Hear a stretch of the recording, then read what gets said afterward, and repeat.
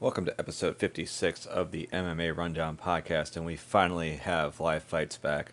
So, obviously, the majority of this podcast is going to be talking about what happened at UFC 249. I'll be recapping the main event between Justin Gaethje and Tony Ferguson, talking about Henry Cejudo's win and then subsequent retirement from MMA against Dominick Cruz, recap the entire UFC 249 card.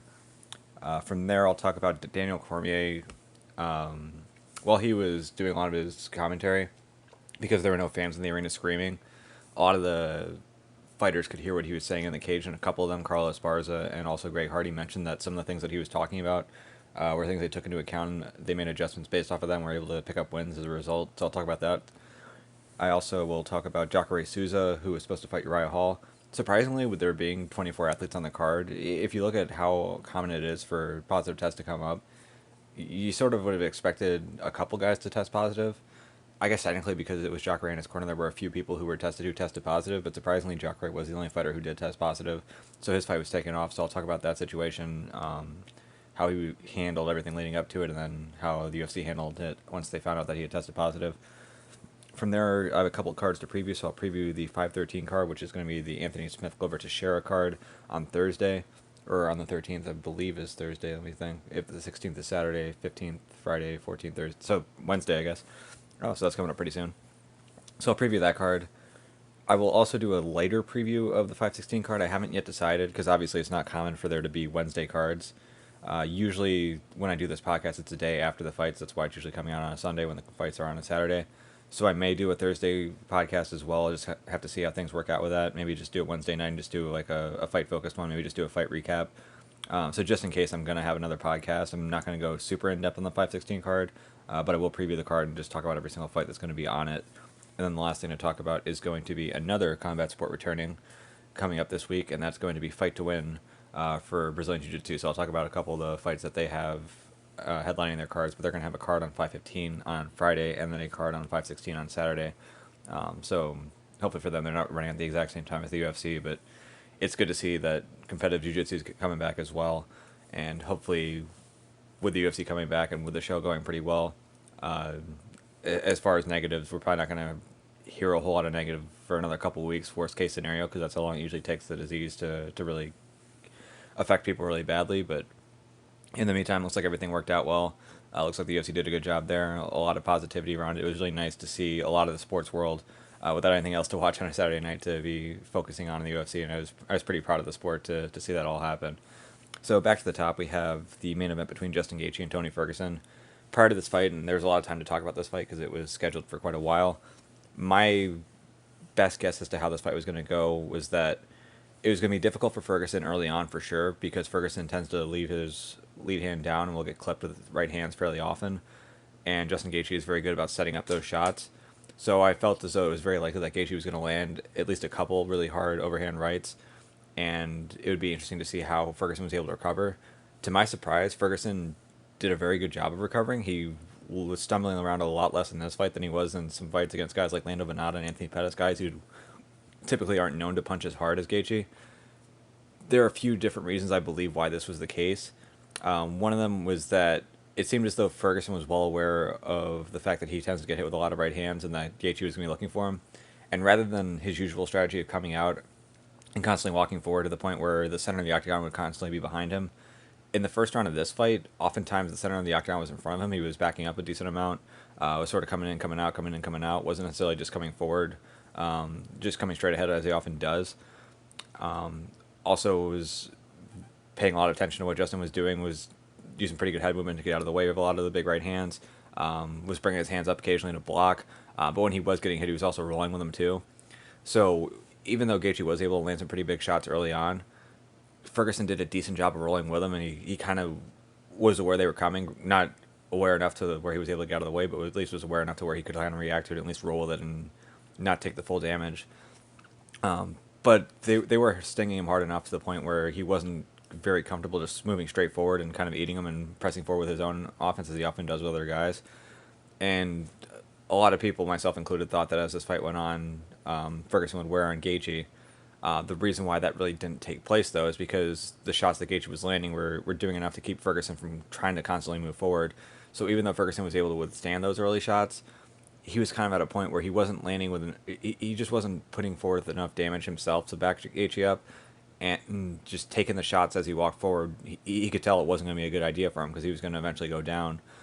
So he kind of had to be a little bit more cautious than he generally is, and it sort of took away from his game plan of just kind of wearing on guys as the fight goes on. One of the things that surprised me from Gaethje, in a positive way for Gaethje, is that not only was the right hand a big weapon for him, but the left hook was also a very big weapon for him. He was very quick with it, had really good head movement. The leg kicks, a typical thing for him. I kind of figure that over time, it'd be hard to say that they're going to be super effective. Also with Ferguson's not a guy like Dominick Cruz where he's constantly like shooting in and out of the pocket. Ferguson sometimes will just plod forward, so while it is obviously helpful to chop down on your opponent's legs, with a guy who doesn't move his feet as much as some other guys like Tony Ferguson, is it going to be as effective over the course of the fight? It's kind of hard to tell. It seemed like it definitely had an effect. Some of the times when Ferguson was stumbling around, it's kind of hard to tell if it was because he was rocked or if it's because his legs were really badly beat up. Obviously, from checking kicks, he had a pretty bad cut on his shin and was bleeding for much of the fight. But for Justin Gaethje, he did a really good job of picking his spots here. When Ferguson was pushing forward, Gaethje would come into him and land some big shots to get Ferguson off of him.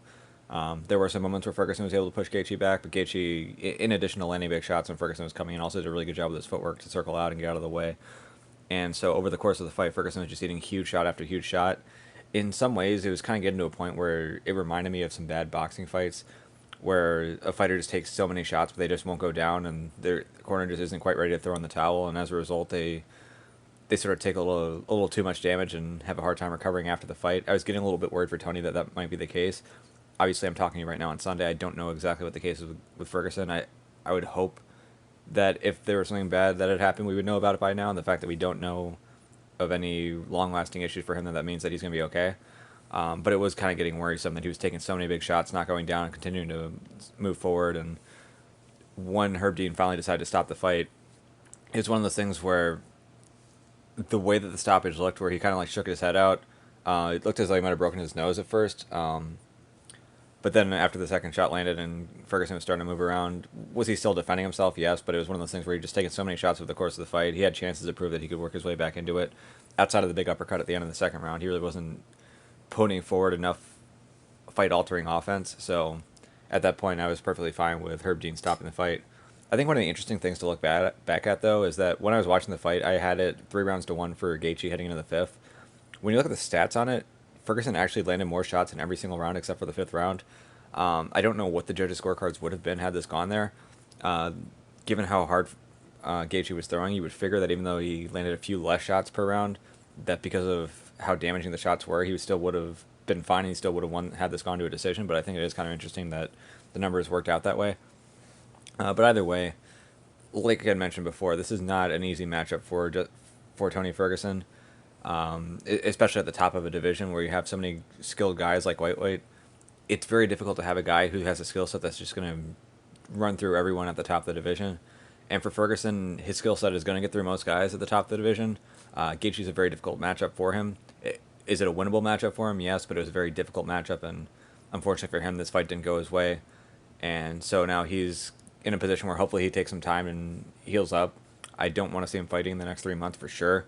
6 months might be pushing a little bit. Now, granted, with him, with the way that his contract negotiations often go, even if the UFC had a fight for him, by the time it would take for him to actually agree to it, I don't know that would be within 6 months, but I want to see him get some time. If he was able to go right now, a fight between him and Dustin Poirier would be really, really interesting. I know Poirier was supposed to fight against Dan Hooker, but the event that was supposed to be on got canceled. I don't know if they're looking to make Poirier Hooker at another time or if they're just going to separate those two. But that definitely would have been an interesting fight. For Justin Gaethje, I guess I'll take it from the Khabib angle. From the Khabib angle, a lot of fans have been wanting to see Khabib fight against a really good wrestler, and also want to see him fight against someone who's really good off of their back. With Ferguson, you were kind of getting a hybrid of that, where you had a guy who you knew could outstrike Khabib. You had a guy who you knew Khabib would have a difficult time taking down and holding down. You had a guy who you knew if Khabib took him down would offer some threats off of his back. We're not going to get that exact matchup now with Gaethje, but with Gaethje, we're going to get a more technical, a more dangerous striker than what we had with Tony Ferguson. We're going to get a guy who I guess you could say, has a better wrestling pedigree than Tony Ferguson.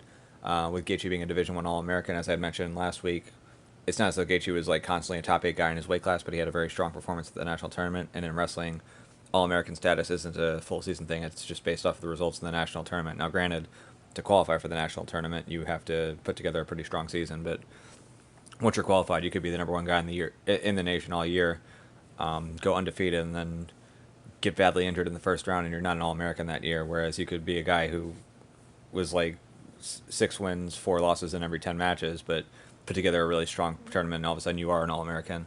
And Gaethje kind of fit that bill a little bit more. I think his record heading into the junior year tournament that he All-American was like 29-14.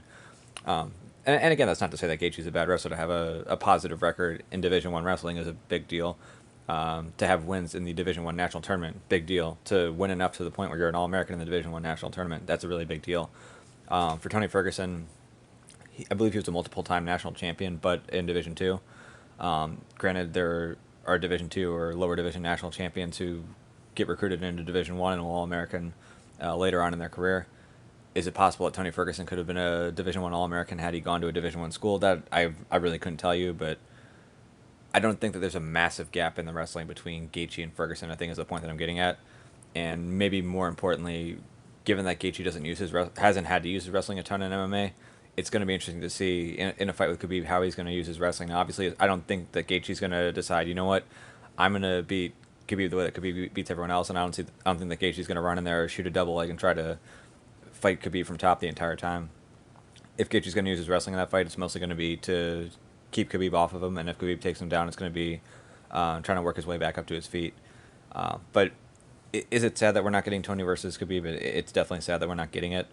But this fight that we have here, though, with Justin Gaethje and Khabib Nurmagomedov is a very interesting fight as well. It's that matchup that we've been waiting for, where it's Khabib's going to have to fight a high-level wrestler who is a better striker than him. It's a matchup we wanted to see for a while. Michael Chandler is another name that we've heard in terms of guys who have that sort of skill set that might be difficult for Khabib to fight. Between Justin Gaethje and Michael Chandler had a better Division I wrestling career than Justin Gaethje had. Justin Gaethje's striking is probably a little bit crisper and more technical than Michael Chandler's is. Hopefully this is going to be a tough fight for Khabib Nurmagomedov. Hopefully we're going to learn a lot from it. But it's really going to be interesting to see if Khabib has trouble taking Gaethje down, or if he has trouble holding him down, how the later rounds of this fight are going to look. Or if, and this is definitely a possibility, if Gaethje's able to land something big early on in the fight, if he can just knock out Khabib really quickly, that could also be an interesting matchup. But again, style-wise, Gaethje offered a tough matchup for Tony Ferguson. He offers a difficult matchup for Khabib Nurmagomedov too. And while we're not going to get the fight that we wanted, this is going to be an excellent fight, and it's one that a lot of people are going to be trying to look into. A lot of people are going to be looking for old Northern Colorado wrestling matches from Justin Gaethje to try to break this down. But it's definitely going to be fun. Sad that we're not getting the Khabib versus Tony fight after 5 different times of it being canceled. Is it canceled for good now? I don't know about that. Tony's in some ways similar to Henry Cejudo, has sort of talked about his retirement at different points. Or did I say Tony? Khabib has been talking about his retirement. So for Khabib, even if he still holds the title, and even if Tony works his way back to the title, is Khabib still going to be there by the time that Tony earns his title shot? That can be hard to say. I would think for Tony, especially if he gets a top 5 guy in his return and he gets a dominant win there, he can't be that far off of getting back into the title picture. But you would figure for Khabib, now he's got Gaethje on his plate. He's most likely going to have Conor on his plate unless Conor fights someone else and loses, and they just can't make that fight. But that's a fight that they definitely want to make. So hopefully we didn't lose the Tony versus Khabib fight forever, but Justin versus Khabib is still going to be a great fight, and I'm pretty happy we're going to get that. Next fight on the card was Henry Cejudo versus Dominick Cruz. This fight really, it was just really an interesting fight to think about, just in terms of what we've seen from Henry in the past versus what we've seen from Cruz in the past. With Cruz, because it had been so long since he had last fought, there's a lot left to the imagination in terms of what his game has done to improve over that time. Has he gotten really good at jiu-jitsu over that time? Has he added a lot of new things to his striking over that time? So there's a lot of curiosity there. But you figured based off of the Henry we've seen in the past, the Henry that oftentimes with his striking likes to lead with his right hand, isn't a huge kicker. Once he gets into the clinch, he's pretty effective as well with his knees. You kind of figure that Dominick Cruz was going to scout that out. He would avoid the right hand for the most part, and he'd be able to pick apart Henry for much of the fight. And something that really stuck out to me immediately when they were between fights, between the Francis Ngannou fight and this fight, is that they showed Henry in back with shin pads on, practicing kicks. And it's not that Henry hasn't used kicks in the past, but it was pretty evident at that exact point that kicks were going to be a big part of the game plan for Henry Cejudo here. And that makes sense. With Dominick Cruz, a guy who moves as much as he does, if you can really be effective with leg kicks and limit that movement, it's going to help you out a lot. It was helping out TJ Dillashaw in his title fight that he eventually lost by split decision. One of the things that you heard after that fight was over is that he wished he had gone to the leg kicks sooner and been more aggressive with them. So it's pretty obvious that Henry Cejudo was making an adjustment to what we normally see from him. And that adjustment was pretty effective, especially in the first round. I think that Henry Cejudo won that first round. Was pretty effective in the leg kicks. Was making it difficult for Cruz to move around. Was landing some nice shots as well, but he was definitely making it difficult for Dominick Cruz to find a rhythm.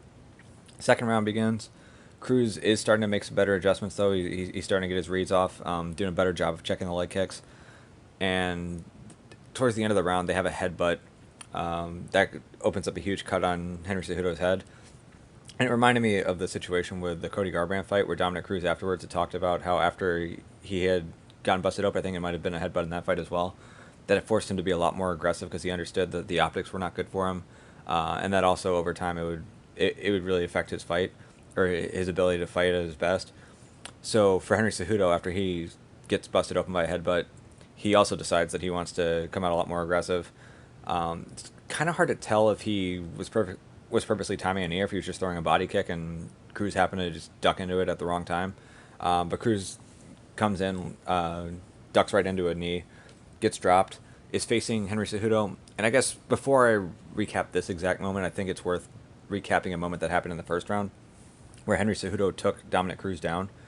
And what was pretty clear in that moment is that Dominick Cruz's game plan in this fight is that if you do get taken down, your way back to your feet is not going to be by playing guard, trying to get to butterfly guard, or getting to foot on hips and kicking away. The way to get back up is to treat it like a folk-style wrestling match, which means to turtle, face away from him, try to get back up to your feet, break the hands, and then face into him.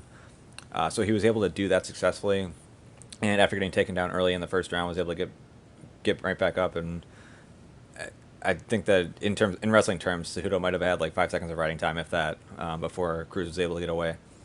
So in this case, Cruz gets dropped by that knee and is at a point now where he has Cejudo coming after him while he's on the ground, and Cruz wants to get up.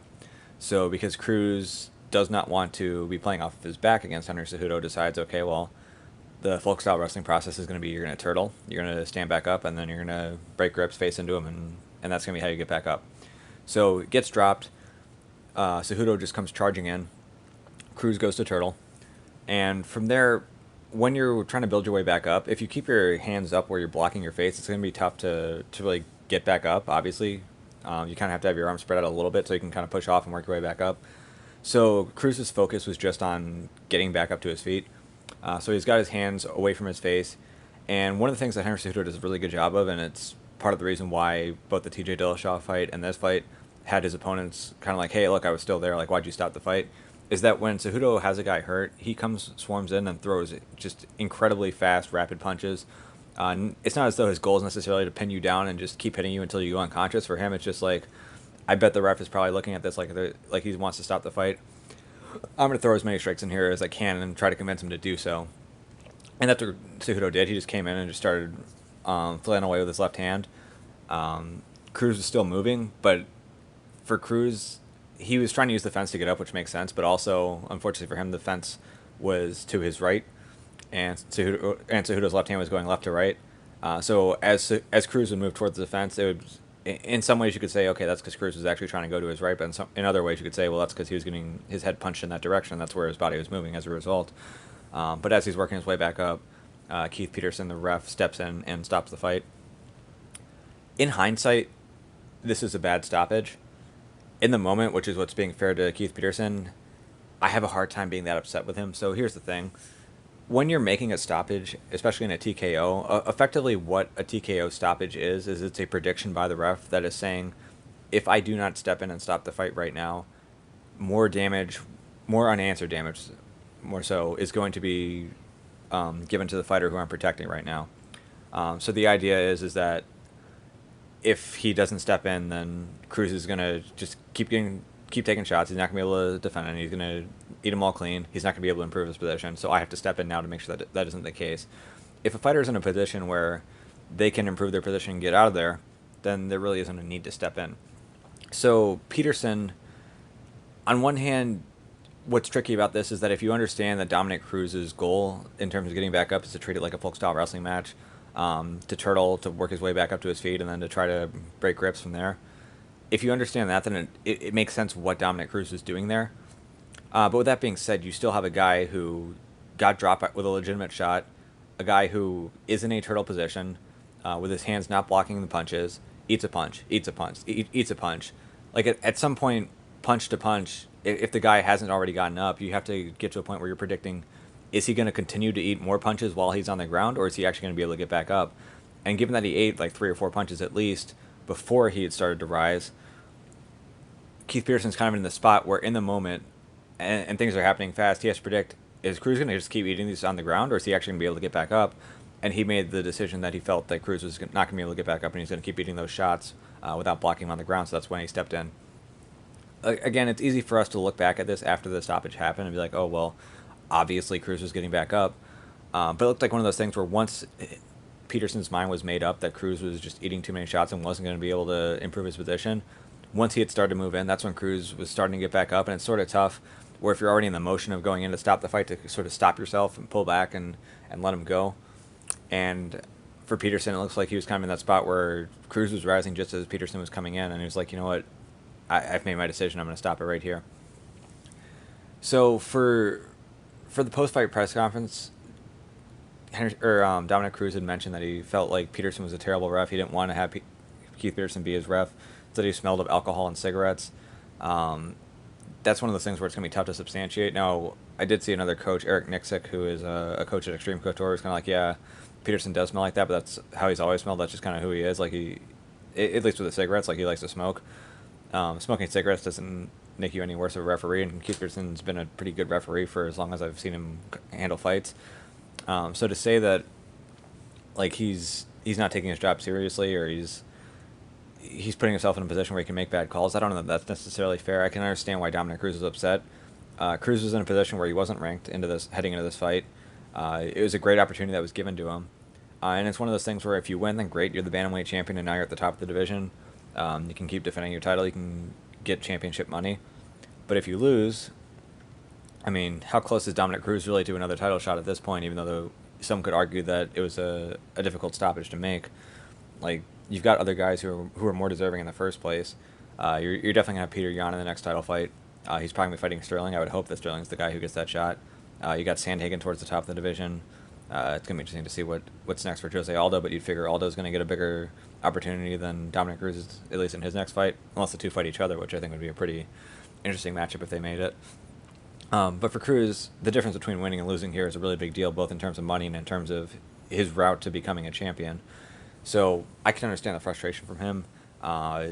If I was in Dominick Cruz's shoes, I would be very upset that the referee is stopping the fight just as I'm standing up. And again, I haven't even mentioned the time on the clock, which I don't think is necessarily worth mentioning, because when you're in there, you don't have like a clock in front of you. It's not like you're watching the same thing that the fans are watching, where you have a clock in the bottom left corner. Like when you're there, you're just seeing the action in front of you, and if the action in front of you is telling you that the guy who's on bottom isn't improving his position and is just getting beat on, you kind of have to step in regardless of what the time is. So it's just tough, because I feel like Dominick Cruz, to an extent, should he be upset that the fight was stopped when he was defending himself and when he was improving position? Yes. Is Keith Peterson at fault for making a bad decision here? Because his decisions have to be made in the moment, I have a hard time saying that it was. Obviously, we know that as he was stepping in, that Dominick Cruz was improving his position. But it's one of those things where it's just in the moment, it's so hard to say, and I just really have a hard time getting on Keith Peterson for making a huge error here. Obviously, as Cruz mentioned, and look, if you take a big knee like that and you get dropped, you're asking for trouble. But it's tough. It's hard. I feel bad for Cruz. In some ways, I feel bad for the ref as well, because he's sort of in this difficult situation there where in hindsight, we know that Cruz has gotten up, but let's just say that Cruz hadn't gotten up after taking 4 or 5 shots where he wasn't blocking the punches on the ground. And we watch the end of the round. Let's just say it goes to the end of the round. So we have Cejudo knock him down with a head kick, or knock him down with a knee. Cruz has his hands away from his head, takes 5, 6, 7. Let's say it's 8 punches by the time the round ends, and hadn't yet stood up. Are we like what are we saying about Peterson at that point? Like, are we saying, okay, well, maybe now you should stop the fight between rounds? Are we saying, wow, he definitely should have stopped that fight, Henry Cejudo got screwed? Like, it's just one of those situations where it's tough to make a decision that everyone's going to agree with at that point, both in terms of the timing and in terms of the specific position that there was. Plus, it's a title fight, so people want to see these fights go on a little bit longer than other fights. So, am I upset with Peterson? I mean, I just can't be. I really can't be. Another story that came out of that, though, was Henry Cejudo afterwards announced his retirement from MMA. This is very interesting in terms of what's actually meant by this. So his explanation in the cage was that he's been a high-level competitive athlete since he's been 11. Much of his life has just been focused around being an athlete. He's kind of tired of it. He wants to move on. He has a girlfriend now that he likes, and he wants to start a family.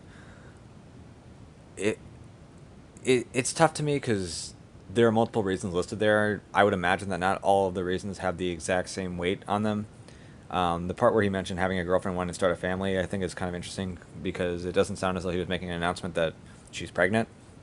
Pregnancy takes 9 months as well. So it's sort of this question where if the family part was that big of a deal, you would figure that he still has at least like 9 months, if not a year, of runway left before the baby's born. And then at that point, if you want to make that your primary focus, that's understandable. Now, granted, there are plenty of other fighters who have kids, especially on the men's side, since they're actually not the ones getting pregnant. But to me, it seems as though that was just sort of like a side reason, and that the bigger reason for him is that he just felt like he has enough money now where he's comfortable with the money he's made. He's done enough where, for him, beyond winning the featherweight title and becoming like the first guy to win titles in 3 divisions, like what is it? What's in it for him to accomplish now that he's won an Olympic gold medal, now that he's won the flyweight title, now that he's won the bantamweight title, he's defended both titles. I guess for him, he feels like he's accomplished enough. He has enough money to live comfortably, and just the stress of being in this sport just isn't worth it to him, and he feels like that's it. With that being said, because it seems like a lot of his issues are more just with him being like, look, I've done everything I need to, like what more is left for me, it does seem like if the UFC were to make a very lucrative offer to him, that he might consider it. It doesn't seem like this is one of those things where he's like dead set on it, like I in no way am ever going to come back to MMA again, I'm not going to train again, I just want to be done with the sport. Like, it doesn't feel like that's the case. But I do believe that at least for the next probably like 6 months, 12 months, 24 months even, there's a very high likelihood that he won't be back. Now, with that being said, immediately, if your champion is saying, I'm retiring, Dana White has to be like, okay, well, if you mean it, we're going to have to take your title away. Are you okay with that? Seems like, from the way that Dana was talking in the post-fight press conference, that Henry is okay with that. He is going to give up the title, and the UFC is going to move forward. With the UFC moving forward, that would mean that Peter Yan is going to be fighting for a title sometime soon. It should be against Aljamain Sterling. I don't know who else the UFC would be looking at, but Dana White did mention in the post-fight conference that Yan is definitely in there. So the question would then be, who's he fighting? It would probably be between Sandhagen and Aljamain Sterling, and I would figure that Sterling's going to be the guy who makes the most sense. Now, granted, I think it was like a month ago Sterling mentioned that given his training situation, he doesn't want to take any fight until all these lockdowns are removed. If that's actually something that he's going to stick to, then you're probably going to have to put someone else in there instead of Sterling, because Sterling's not going to be able to put forth the training camp that he needs to. Sterling's also based out of New York, which is the worst hit state in the country, so that can make things difficult for him. With Yan, I'm not sure if he lives in Thailand or Russia, but Fight Island has been talked about for that, so for him, even if he can't get in the U.S., Fight Island might have to be where they book the fight.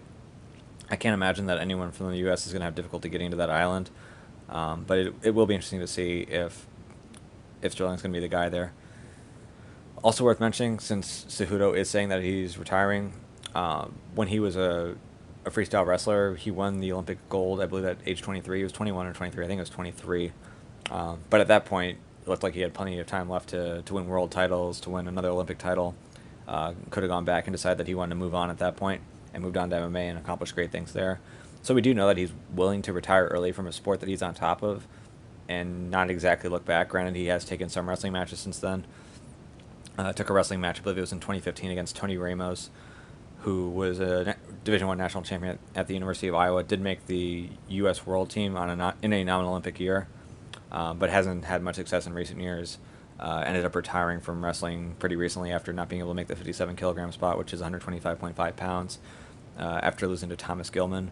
But Dayton Fix has also been giving him difficulty. Fix made the team last year. Gilman looked like he had a decent chance of knocking off Fix this year. But you also have Spencer Lee in the mix and some other really good guys. There was some talk in the embedded that Henry Cejudo was thinking about maybe coming back to wrestling. I don't know that he would actually want to go back to making 125 pounds or doing the 57 kilograms. If he did, though, again, it's sort of tough to say based off of a result from 5 years ago, but it seems unlikely that he would make the U.S. Olympic team. As far as him returning to MMA, what's interesting is that when he went from wrestling to MMA, at least he was going from sport to sport, and he was going from a sport where he could apply his skills from one end to the other. Whereas now he's talking about the next thing he wants to do is real estate. I don't know Henry Cejudo personally. I haven't really heard him talk much about real estate. I don't know if real estate's one of those things where he's actually like genuinely interested in developing land and selling, or if he just thinks that real estate's a decent way to make money and that's what he wants to focus on because he thinks it's a good way to make money. If it's the second option, there's probably going to be a real lack of passion there, and he'll notice that over time, and maybe he'll want to come back to MMA and do something he's more passionate about. If he actually is genuinely passionate about real estate and that's what he wants to completely focus on, then I guess, hey, maybe that's what's next for him. But he's definitely got enough money in the bank. I don't know that he's a big spender, so for him, if he's frugal enough, he's got plenty of money to work with right now, especially if he invests a lot, even if it's just like basic investments in like general mutual funds. So for him, if he wants to be done, he can be done. But it does seem odd that the next step for him is going to be real estate, and it's not going to be something where he's applying his skills from MMA into something else. And with that being the case, it does seem as though there's a chance that maybe at some point, whether it's a money thing where where he's given a lucrative offer, or maybe it's just a realization that he wants something that he's a little bit better at, or maybe something that he's a little bit more, I'm trying to think of what the right word would be, something that he just finds a lot more enjoyable for him, more fulfilling. Maybe that's what will draw him back to MMA, but it seems like for now he's done, and the legacy he's leaving in MMA it's definitely a great legacy on paper, especially when you look at the wins he has over TJ Dillashaw, who was considered the best bantamweight ever. A win over Dominick Cruz, where if you didn't think that TJ Dillashaw was the best bantamweight ever, you probably had him. But now he's got that win over Cruz. Marlon Moraes is a very difficult guy to handle. Has a recent win over Jose Aldo. Cruz is able to beat him, and beat him with a badly injured ankle coming in. Had the win over Demetrius Johnson. Granted, not everyone agreed with the decision. I definitely don't agree with the decision, but he did get that win and broke Demetrius Johnson's streak. So if this is it for Henry Cejudo, absolutely a Hall of Famer. Definitely a Hall of Fame career. It's going to be tough as fans when we have to look at GOAT status for the flyweight division, but especially for the bantamweight division, because oftentimes people like to look at total number of wins rather than just looking at it from a standpoint of take the best version of one fighter, take the best version of the other fighter, put him in an octagon, who wins. But if you're going to have the argument in that way, take the best version of Henry Cejudo versus the best version of anyone else, based off of the results we've had from him, there's a good chance that even now you could say that he's the GOAT of the bantamweight division, but over time, even as new guys come in, it seems as though Cejudo could have that spot for a while. So great career for him if this is it. I guess just congratulations. Hopefully you do enjoy real estate. Hopefully you enjoy what's next in life. But if not, hopefully we see him again soon. If he does decide to come back, it'll be interesting to see what draws him back. Is it going to be a dominant bantamweight champion where that GOAT conversation comes up and he decides, you know what, I'm going to prove to everyone that I'm better than him and always have been?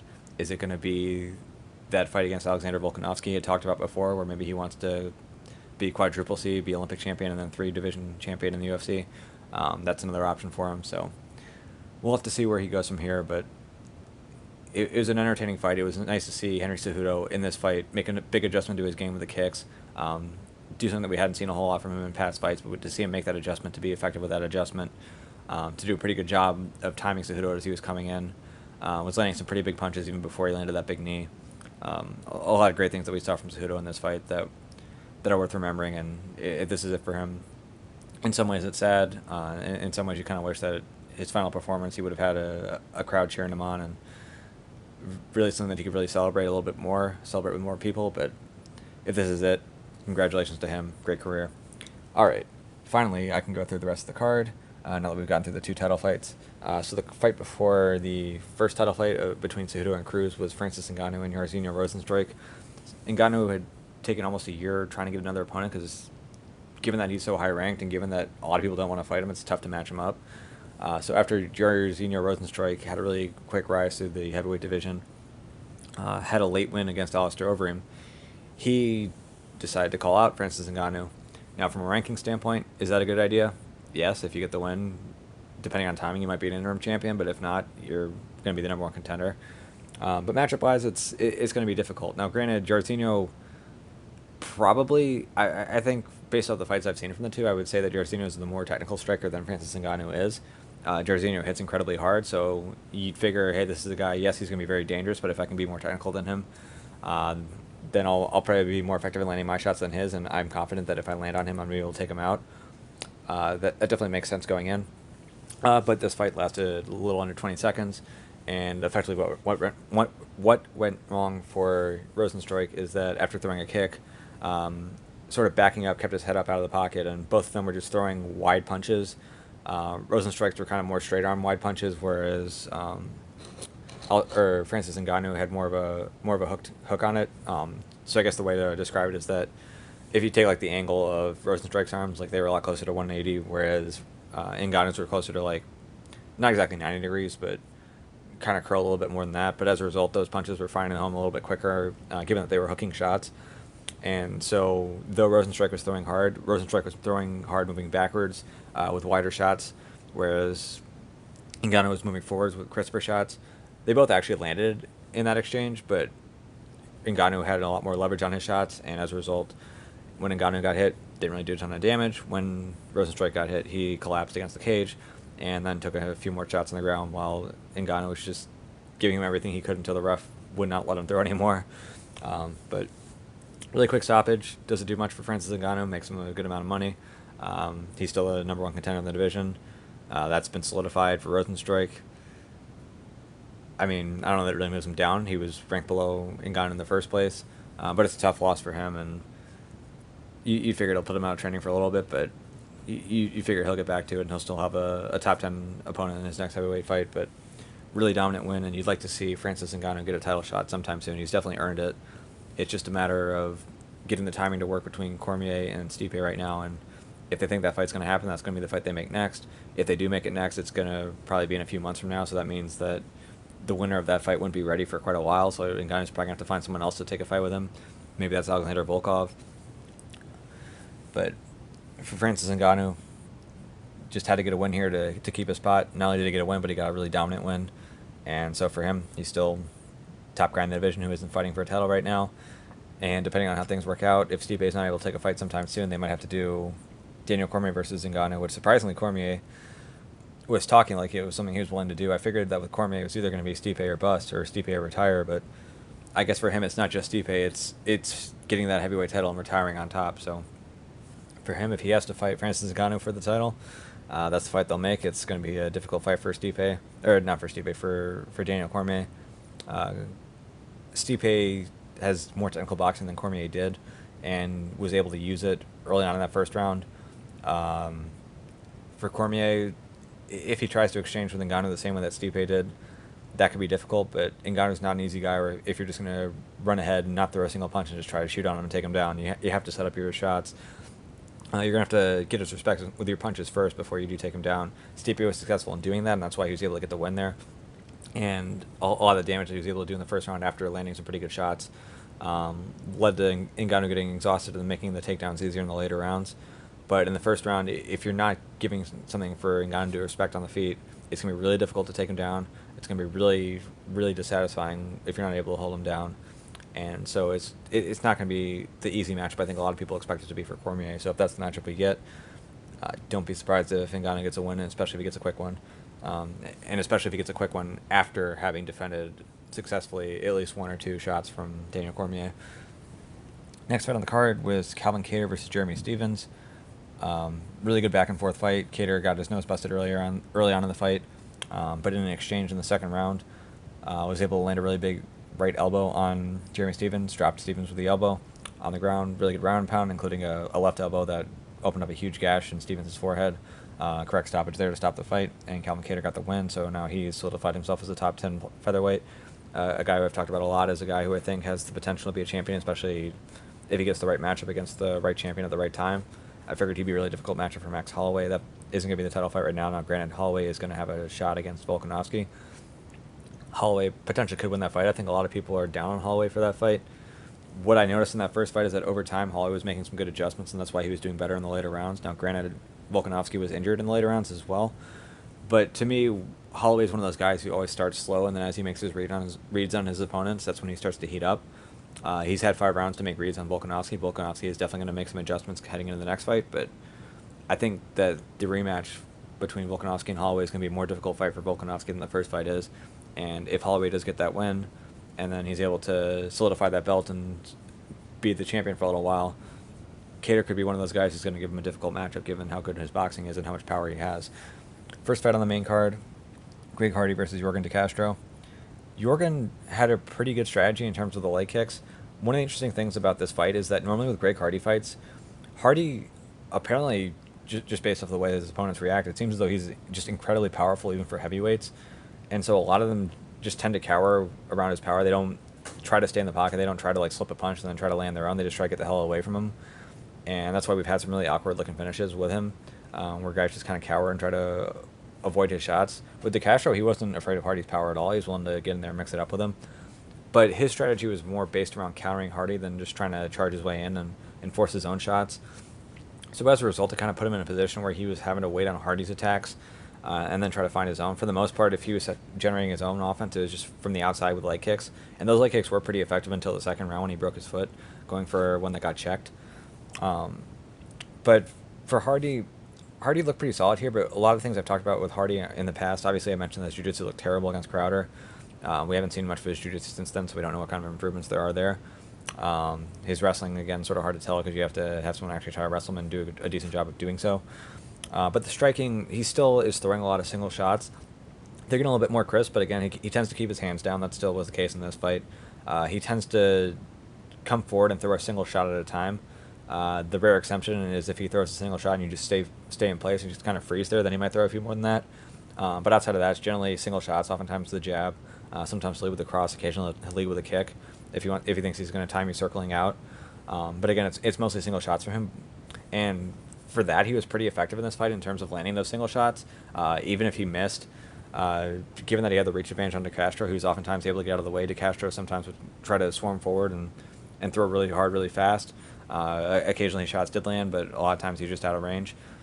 But since De Castro was waiting on Hardy, and Hardy oftentimes would just throw a shot and then get out, throw a shot and get out, it was making it difficult for De Castro to land his shots, but for Hardy, since he was constantly leading the dance, he was able to get his shots in. So Hardy was able to pick up the win here.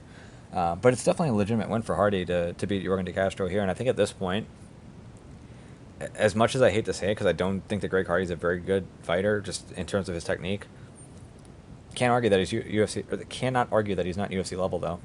Given the wins that he has, the wins over Juan Adams, Smolyanov, I guess, had a pretty good record outside the UFC, wasn't that great in the UFC. You have this one as well. Had a win against Pensasoli, depending on how much you want to credit the inhaler, but at least from a performance standpoint, outfought Pensasoli.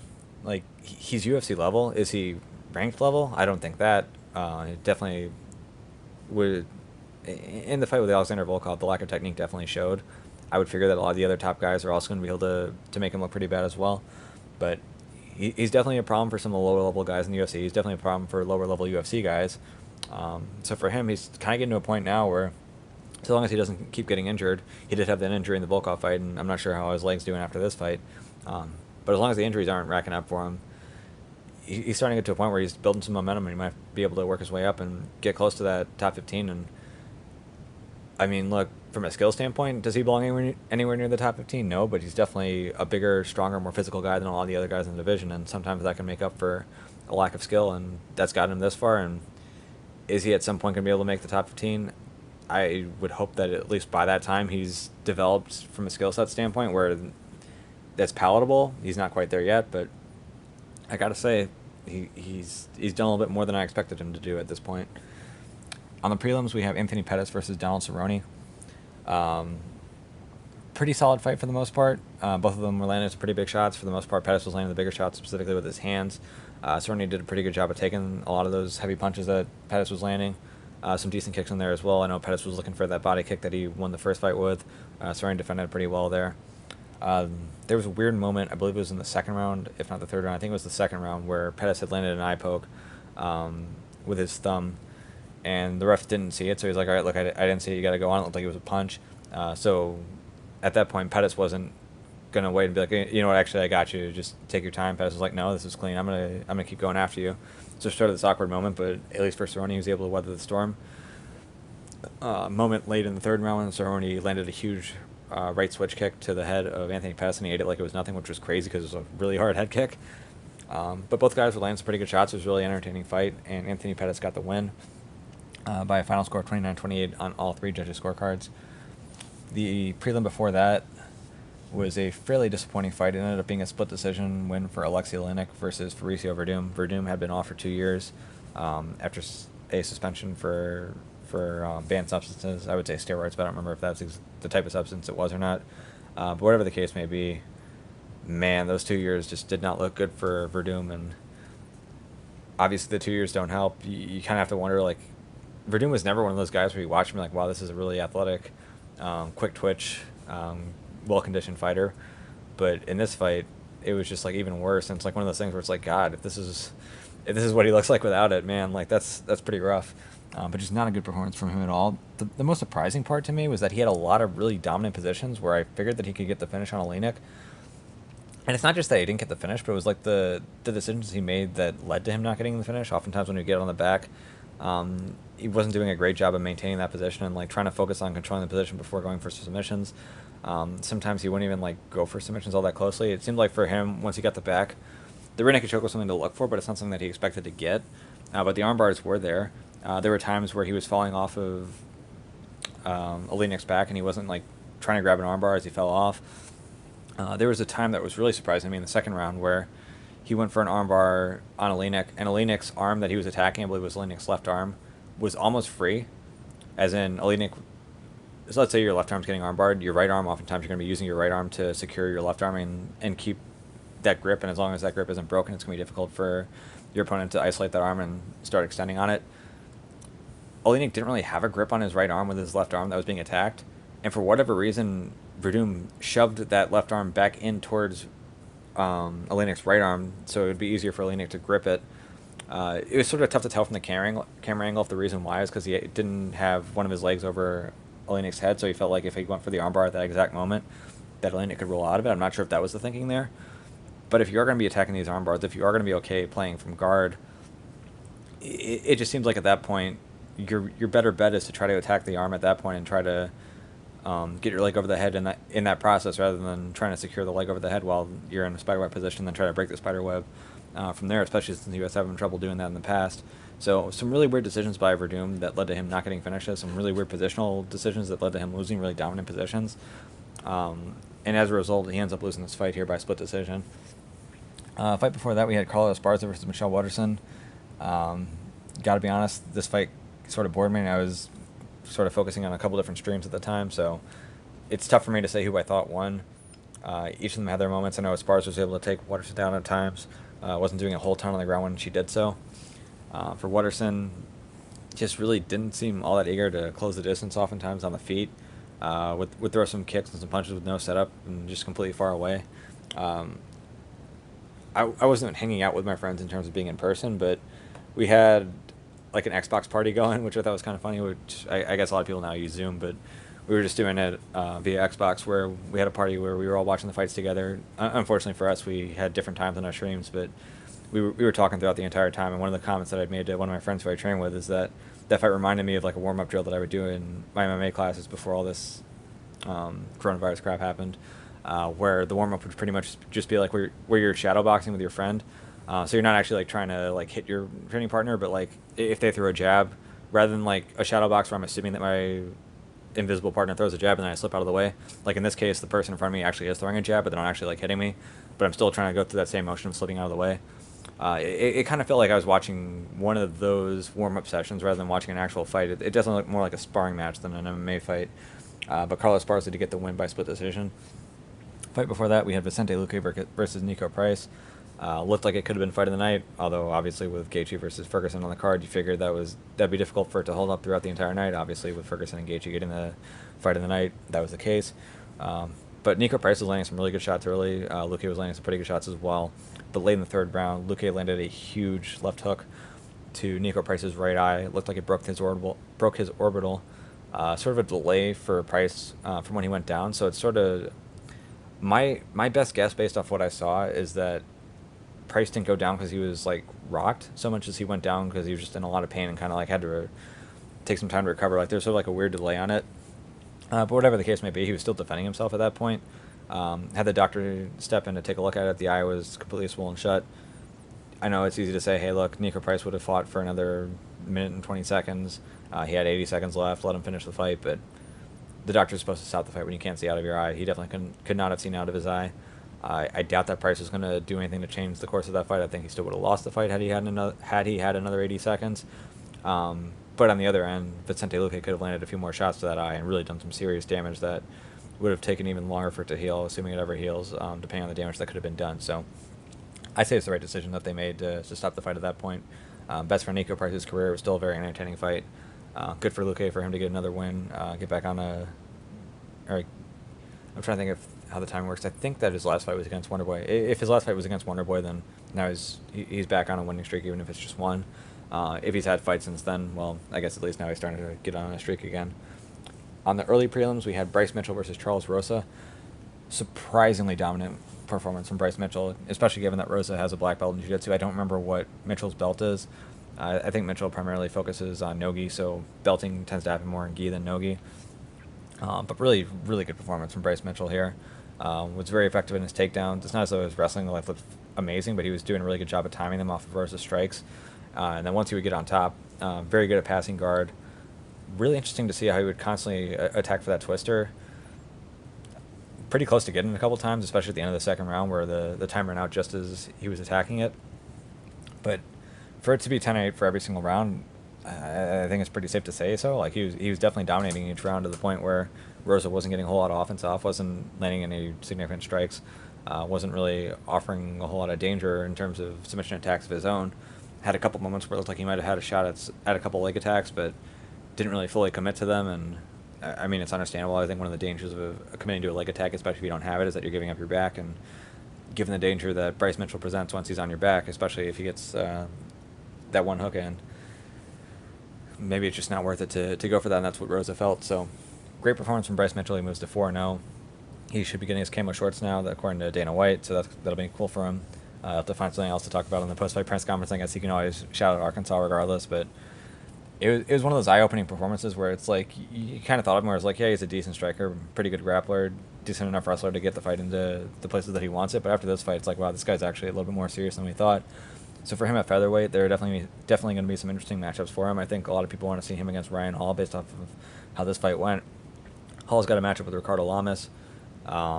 I don't think Bryce Mitchell is ranked anyway, so for Ryan Hall right now, he wants to fight against ranked guys. So if we are going to get Mitchell versus Hall, Mitchell's probably going to have to beat someone else ranked high to get himself ranked, at which point, if they're both ranked, then I think that fight will probably make enough sense for Ryan Hall to take it. But in the meantime, I don't know that we're going to get it. Be a great fight if we get it, though, because Bryce Mitchell showed me a lot that I didn't think he had in this fight.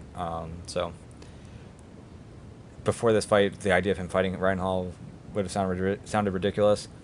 I still think it kind of sounds a little bit ridiculous for him to fight Ryan Hall. I think Ryan Hall has definitely got the edge there on the ground, but I didn't think he'd look this good against Rosa, so it'll be interesting to see how he looks against Ryan Hall. Is another interesting thing that before this fight, Jaime Canuto, a black belt world champion and brother of Renato Canuto, is also a very highly successful black belt competitor, had a really good match with Gary Tonin at ADCC, has a win over Gary Tonin as well. I guess shouting out Renato Canuto doesn't necessarily help my point, but point being, Jaime Canuto is also a very legitimate black belt, but before this fight, Jaime was talking about how Bryce Mitchell was incredibly underrated on the ground and the toughest UFC fighter that he's grappled with, so maybe there's a little bit more to Bryce Mitchell than meets the eye, and if we do get that fight with him and Ryan Hall, he could definitely send a huge message to the rest of the featherweight division based off of how he does there. And then the first fight on the card was Ryan Spann versus Sam Alvey. Spann was controlling the fight early. Very very successful in landing his straight right hand. But for him, he figured that on the ground he would have a much bigger advantage than he would on the feet. He figured he'd probably have an advantage on the feet, but Alvey's also dangerous there, so he decided that he wanted to make most of his focus getting into the ground. So even though he was landing some pretty big right hands early on, he would use the right hands to set up his takedowns rather than just going with that success and just continuing on and seeing if he could get the knockout. But he was definitely doing enough to win the first couple rounds. Late in the third, he got clipped and was definitely in danger, but was able to survive there and win the fight 2-1 and get the win over Sam Alvey. So that covers it for UFC 249, or at least for the actual fights. A topic to bring up that I didn't bring up in that recap on purpose is Daniel Cormier talking about how a couple of different fighters had mentioned in their post-fight conferences that they had heard what Cormier was saying and they made some adjustments during the fight. So obviously with there being no fans in the crowd, any noises in the arena are going to be much easier to hear. So the fighters can hear each other's corners pretty easily, but they can also hear the announcers. Some people think that if you're a cornerman, you should have to like whisper so your opponent doesn't hear you. In most martial arts, your opponents are going to hear you. Even in the UFC, like if you're grappling with someone and their corner is telling them something, like if they're close enough to hear their corner, you're close enough to hear their corner. So it's not as though like this idea of one fighter being able to hear their corner while the other fighter doesn't is like a real thing. But when there's no crowd, then both fighters hear the corners. Like both fighters are going to hear their corners regardless, assuming they're both relatively close to each other. And given that's a fight, they're generally going to be pretty close to each other. So I don't think that that's a big deal there. But normally you're not going to hear the announcer, whereas you are in an empty arena. The two fighters who mentioned that they had heard and made adjustments were Carlos Esparza and Greg Hardy. Greg Hardy's adjustment was checking the leg kicks, and Carlos Esparza, I believe, was more based around takedowns, and just trying to force more takedowns. I don't remember exactly what it was, but she was saying that she had heard something from Cormier and made an adjustment based off of that, and that was effective for her. I guess the first thought that came to my head with this is if you're needing Daniel Cormier to give you just general advice like that, you might want to reconsider who's in your corner. Like for Greg Hardy, I don't know what his corner was saying. It's not like I could hear it, but if no one in his corner was telling him to check the kicks and it took Daniel Cormier mentioning it in the second round for Greg Hardy to be like, oh, that's a good idea, I should probably check these leg kicks. Like maybe not the best sign for Greg Hardy's corner. I don't know that that's the case because, again, Greg Hardy's got an American top team corner. I don't think that they would put some guys in his corner who don't know to check leg kicks, but I thought that was pretty interesting. Same for Esparza. If whatever adjustment that Cormier was making there, if her corner couldn't come up with it as well, that's one of those things where it's like, well, thank you right now, Daniel Cormier, for helping me, but maybe I need to reconsider who's in my corner. But the general idea of that, I think for the most part, assuming that fighters have competent corners, is it possible that an announcer could say something that could affect the way that a corner sees things, or affect the way that a fighter sees things? Definitely. But for the most part, these adjustments should be made by the corners. And if you're a fighter and your corner is not giving you good advice and you're relying on an announcer, or you're needing an announcer to offer fight-saving advice for you, hopefully you go back and take a look at who you're going to put in your corner for the next fight. Next topic to talk about is the single fighter who did test positive for the coronavirus, and that was Jacare Souza. First off, I guess it's worth mentioning, Jacare was asymptomatic at the event. As far as we know, he's not really dealing with too many difficult symptoms right now. A lot of people who do get the coronavirus are asymptomatic and don't really have a hard time with it, so we don't know that Jacare is going to have a really tough fight ahead of him. Gracie did have the coronavirus and had it pretty bad. Obviously, he survived.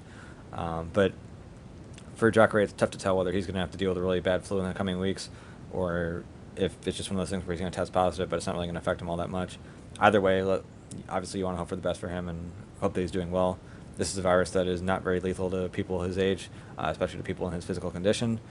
You do kind of worry that, I guess for me, I don't know when exactly he came in. We got this news on a Friday night after he had weighed in, which I think is probably the most worrying part about this. If they bring all the fighters in, say like on a Monday or on a Tuesday, let's just say like 3 days ahead of weigh-ins, and they have tests and they have results like 3 days ahead of weigh-ins, if a fighter doesn't have, or if they don't test positive 3 days ahead and they follow all the quarantine rules, they shouldn't have it 3 days after.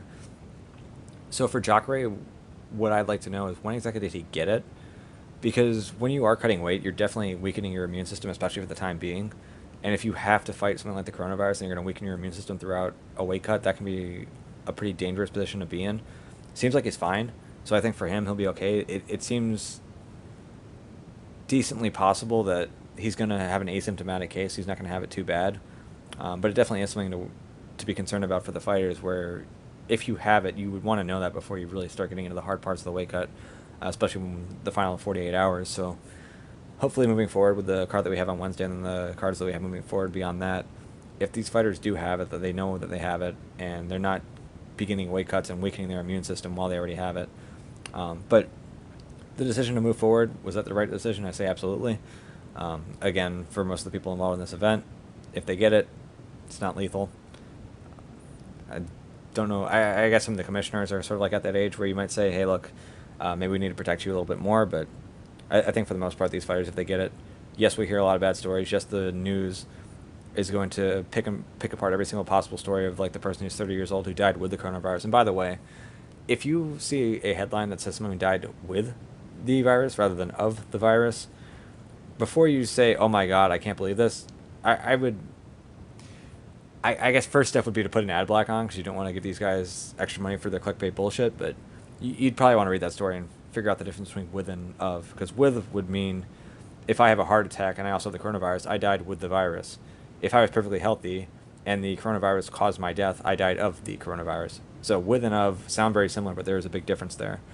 And a lot of stories bring up the with rather than the of, and it definitely breeds a lot more fear. So for Jacare and for a lot of these other fighters, if they catch it, it's going to be uncomfortable for them. But given what these guys often deal with, in terms of injuries, in terms of other skin infections that'll come up, like staph, does coronavirus rank like in the top 5 of the worst things they're going to deal with? That's hard to say. For some, yes. I think for Gracie it's probably a yes, but for a lot of others it's no. So I guess keep that in mind. But it was good to see that Jacare is the only one to test positive. It seems like everything has gone well with the event. It seems like everyone's okay. Obviously with these events, given that this is a 2-week virus, it's going to take a little while before we can fully say, okay, everything went perfectly. But in the meantime, things look pretty good. We did have that event after pretty much every other sport shut down in Brazil on March 14th, and there were no problems after that. So if we can get something similar here where there are no problems afterwards, hopefully that can be a great sign. But it seems like a lot of people are pretty inspired by the UFC having this event. I think it's going to help build some momentum for other sports. And in 2 weeks' time, we're going to be looking at, what would that be, the 23rd? May 23rd. If we have no cases or no bad stories of people catching the coronavirus from the event and dying or getting put in positions where they're in the hospital, I think at that point for other sports, they're really going to have to look at that and say, you know what, there are ways to do these things safely. The UFC made it work. Maybe it's time for us to try to find a way to make it work too. Next topic is going to be UFC's Wednesday card that is coming up. I guess they're all technically UFC Jacksonville. UFC Fight Night, Smith versus Teixeira. But Smith versus Teixeira is going to be the main event.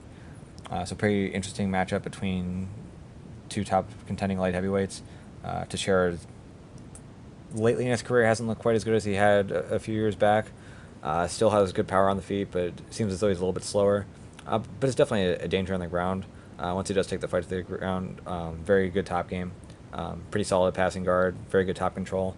And once he finds your back, is pretty good about finishing from there. Anthony Smith is a black belt in Brazilian Jiu-Jitsu, so if he does get taken down, it's going to be a little bit more difficult to finish than a guy like Carl Roberson, for example. But Teixeira definitely has a route to winning if he's able to get Smith down. Granted, it's not easy to get Anthony Smith down. I think for the most part, we're going to see this fight on the feet. I would imagine that Smith's going to try to fight from range here. They both have 76-inch reaches, but Smith tends to fight a little bit longer than Teixeira does. So my prediction would be that Smith is going to try to take this fight from the outside for the most part on the feet. If they get inside, he'll try to work some elbows in as well. But I would predict that Anthony Smith's going to get the win here in the main event. In the co-main event, we have a heavyweight fight between Ben Rothwell and Ovince St. Preux. Fight before that, Drew Dober versus Alexander Hernandez. I'm a pretty big believer in Drew Dober in this fight. I'm going to be putting some money down on Drew Dober. Hernandez is one of those guys where he burst on the scene really quickly with a knockout of Beneil Dariush, who was ranked at the time, which put Hernandez in the ranking at that point. He's had some decent performances since then, but really hasn't done enough to the point where I feel like he's a legitimate top 15 guy in the weight class. Was supposed to fight Islam Makhachev before Makhachev was taken off the UFC 249 card. But for him, he's going to fight a guy in Drew Dober who should have the advantage on the feet. And so for Hernandez to win this fight, he's going to have to try to take Dober down and control him on the ground. And Dober's just a huge guy for the division. Pretty much everyone he fights is going to fight that exact same way. He's pretty good about dealing with that sort of strategy, and I think for that reason, Dober is going to be able to keep Hernandez off of him and is going to be able to win this fight from the distance and probably get a knockdown in the first round, I would say, and maybe get a finish there. And if not, in the later rounds, either knock him out or just dominate from the feet and be able to cruise to a decision win here. Fight before that, we have Ricky Simon versus Ray Borg, battle of bantamweight grapplers, who are both pretty wild and pretty aggressive. Neither of them like to stall when they get to the ground, always looking to improve position, so that's going to be a fun fight to watch. And then we have Carl Robertson versus Marvin Vettori on the final fight of the main card. In the prelims, we have Felipe Lins, former World Series of Fighting champion, versus Andrei Arlovski, Michael Johnson versus Thiago Moises, Sijara Eubanks versus Sarah Morris, which is just a rough fight to look at from a record standpoint. 5-4 Sijara Eubanks versus 6-6 Sarah Morris. We got Gabriel Benitez versus Omar Morales, Hunter Azure versus Brian Kelleher, and Chase Sherman coming back to the UFC. Had a pretty rough run at heavyweight, fighting against Isaac Villanueva. So that'll be the Wednesday card. The Saturday card that is coming up, just to run through the fights on that again. The main event is Alistair Overeem versus Walt Harris. It'll be Walt Harris's return after having the initial fight between Overeem canceled after his stepdaughter was kidnapped and killed. Then we have Claudia Gadelha versus Angela Hill, Dan Ige versus Edson Barboza, which is just going to be a banger. Eric Anders versus Christoph Jotko, which I believe is a return to middleweight for Anders. And then Song Yudong versus Marlon Vera, which honestly, to me, that's probably the most interesting fight on the main card, in my opinion. But that's going to be a really good bantamweight fight. On the prelims, we got Matt Brown versus Miguel Baeza, Anthony Hernandez versus Kevin Holland, Mike Davis versus Giga Chikadze, Darren Elkins versus Nate Landwehr, Courtney Casey versus Mara Romero Barella, another tough record one, 8-7 versus 12-7, and then Rodrigo Nascimento versus Dante Almays. So last thing to talk about is going to be the return of professional grappling. So IBJJF still has not returned. I think for a lot of the tournaments that rely on competitors to bring in most of their money, it's going to be a while. A lot of gyms still aren't open yet. Even in places where they are starting to open, like, it's not as though these are like states that generally put forward like giant groups of people to train or to compete. Like, there are areas like the Midwest, like Chicago has a pretty good grappling scene. Houston has a decent grappling scene. California's got a giant grappling scene. But it doesn't seem like a lot of the big areas where these tournaments tend to come fairly often are all fully back. And as a result, if not everyone's back to training, it's going to be tough to get people to come into tournaments where you're relying on most of your money to come from competitors. So for the IBJJF, they're not back yet. It might be a while for grappling industries. They're not back yet. It might be a while. But in the case of Fight to Win, they do super fight shows. So for them, they just need to get a handful of guys, and they're paying their fighters. Normally, most of their money comes from selling tickets. I'm not sure what the revenue stream is going to look like here. I know they are going to be streaming this event the events on Flow, so they're going to make some money from Flow. But I think for the most part, unlike the UFC, where most of their money comes from distribution, Fight to Win isn't quite at a point where the distribution of their events makes more than the gate. So it'll be interesting to see how they do this. They're doing smaller cards, but they are putting some good fights on the top of these cards. So looking at the main and co-main events, on the Friday card, which is going to be Fight to Win 139, the main event is going to be Cyborg Abreu versus Vinicius Trator. Cyborg, multiple-time black belt world champion. Has done very well in Nogi. He's won ADCC. Also Nogi world champion this year. Versus Vinicius Trator Ferreira.